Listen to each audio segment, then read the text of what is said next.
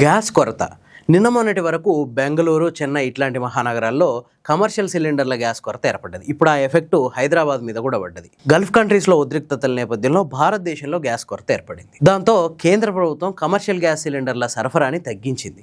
పూర్తిగా ఆపేయలేదు, తగ్గించింది.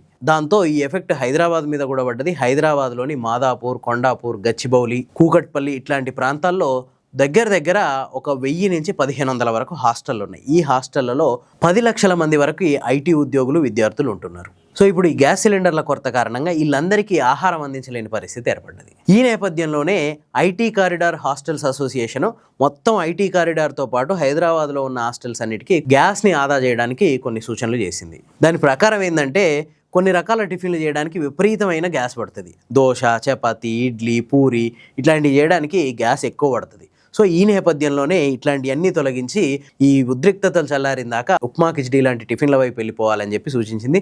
దాంతోపాటు పొద్దున్నే టీలు, కాఫీలు ఇట్లాంటివి కూడా తగ్గించాలని చెప్పింది. ఇక మధ్యాహ్నం అట్లాగే రాత్రి భోజనంలో కూడా అన్నంతో పాటు సాంబారు 1 లేదా 2 కూరలు మాత్రమే చేయాలి. విపరీతమైన ఖర్చు పెట్టేసి గ్యాస్ని వృధా చేయొద్దు అని చెప్పి సూచించింది. ఈ నేపథ్యంలోనే కొన్ని హాస్టళ్లలో ఆల్రెడీ కట్టెల పొయ్యిలు వాడుతున్నారంట. కమర్షియల్ సిలిండర్ల ధర పెరగడమే కాకుండా బ్లాక్ మార్కెట్లో ఒక్కో సిలిండర్ ధర 3000 నుంచి 3500 వరకు పలుకుతుంది. ఈ నేపథ్యంలోనే హాస్టల్ యజమానులు ఇట్లాంటి పరిస్థితుల్లో మేము హాస్టల్ నడపలేము, ఇది మాకు నష్టం చేకూర్చే విషయం అని చెప్పి చాలామంది కట్టెల పొయ్యిల వైపు వెళ్ళిపోయారు. అయితే ఇక్కడ మనం చెప్పుకోవాల్సింది ఏంటంటే ఇరాన్ ఇజ్రాయెల్ యుద్ధం, పాకిస్తాన్ ఆఫ్ఘనిస్తాన్ యుద్ధం, వీటి తర్వాత ప్రపంచవ్యాప్తంగా అన్ని దేశాల్లో ఏదో ఒక రకమైన అనిశ్చితి నెలకొంది. సేఫెస్ట్ దేశం భారతదేశం మాత్రమే అని చెప్పి ఇక్కడ ఉన్న వాళ్ళు చాలామంది భావిస్తున్నారు. కానీ గ్లోబలైజేషన్ నేపథ్యంలో ప్రపంచంలో ఎక్కడ ఏం జరిగినా దాని ఎఫెక్టు ప్రపంచంలో ఉన్న అన్ని దేశాల మీద పడుతుంది. అది వాస్తవం. అట్లాంటిది ఈ భూమి మీద కావాల్సిన పెట్రోలియంలో 40% సరఫరా చేస్తున్న గల్ఫ్ కంట్రీస్లో ఏమన్నా ఉద్రిక్తతలు నెలకొంటే ఆ ఎఫెక్ట్ భారతదేశం మీద పడకుండా ఎట్లుంటుంది? ప్రపంచవ్యాప్తంగా అవసరమైన క్రూడ్ ఆయిల్లో గల్ఫ్ కంట్రీస్ పాత్ర చాలా అంటే చాలా కీలకం. ప్రపంచానికి కావాల్సిన 40% క్రూడ్ ఆయిల్ అట్లనే గ్యాసు ఈ గల్ఫ్ కంట్రీస్ నుంచే సరఫరా అవుతుంది. ప్రపంచంలోనే అత్యధికంగా ఈ క్రూడ్ ఆయిల్ ఉత్పత్తి దేశాల్లో ఫస్ట్ సౌదీ అరేబియా, తర్వాత ఇరాక్, తర్వాత యునైటెడ్ అరబ్ ఎమిరేట్స్ అంటే యుఏఈ, కువైట్, ఖతార్, ఇరాన్ ఈ దేశాలు ముందు వరుసలో ఉన్నాయి. ఇవన్నీ కలిపి ప్రపంచంలోనే అత్యంత ఎక్కువగా క్రూడ్ ఆయిల్ నిల్వలు ఉన్న దేశాలుగా గుర్తింపు పొందినాయి.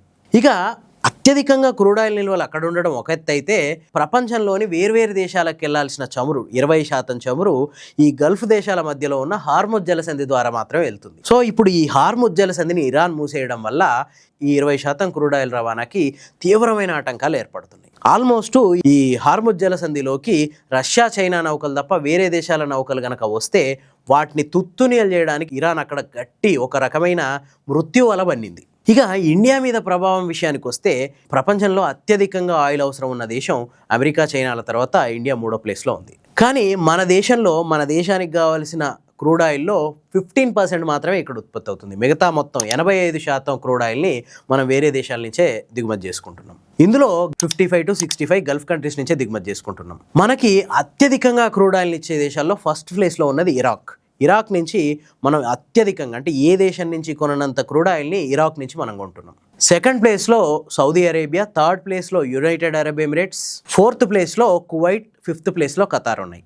సో మనకు వచ్చే చమురులో 55 to 60% ఈ గల్ఫ్ కంట్రీస్ నుంచే వస్తున్నాయి. మిగతా crude oil Russia, Brazil, United states అంటే అమెరికా ఇట్లాంటి దేశాల నుంచి మిగతా ఆయిల్ని మనం కొనుక్కుంటున్నాం. అంటే 60% గల్ఫ్ దేశాల నుంచి వస్తే 15% మన దగ్గర ఉత్పత్తి అయితే ఒక 25% మాత్రం రష్యా, అమెరికా అట్లాగే బ్రెజిల్ లాంటి దేశాల నుంచి కొనుక్కుంటున్నాం. అయితే 2023-24 కాలంలో రష్యా మీద అమెరికా విపరీతమైన ఆంక్షలు పెట్టింది.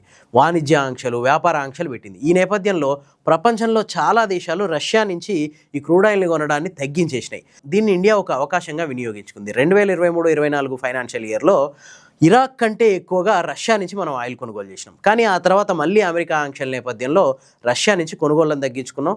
మళ్ళీ రీసెంట్గా అంటే ఈ గల్ఫ్ కంట్రీస్ నుంచి పెద్దగా ఆయిల్ వచ్చే అవకాశం లేకపోవడంతో మళ్ళీ రష్యా నుంచి కొనుక్కోమని చెప్పి అమెరికా మన మీద కొంచెం ఆంక్షలు ఎత్తేసింది. అయితే ఇప్పుడు మన దగ్గర ఈ ఎల్పిజి అంటే లిక్విడ్ పెట్రోలియం గ్యాస్ మన వంటల కోసం వాడేది ఈ లిక్విడ్ పెట్రోలియం గ్యాసే. ఈ కొరత ఏర్పడుతుంది కదా, అసలు ఈ ఎల్పిజి ఎక్కడి నుంచి వస్తుంది? ఎల్పిజి ఎక్కడి నుంచి వస్తుంది అంటే 2 రకాలుగా వస్తుంది.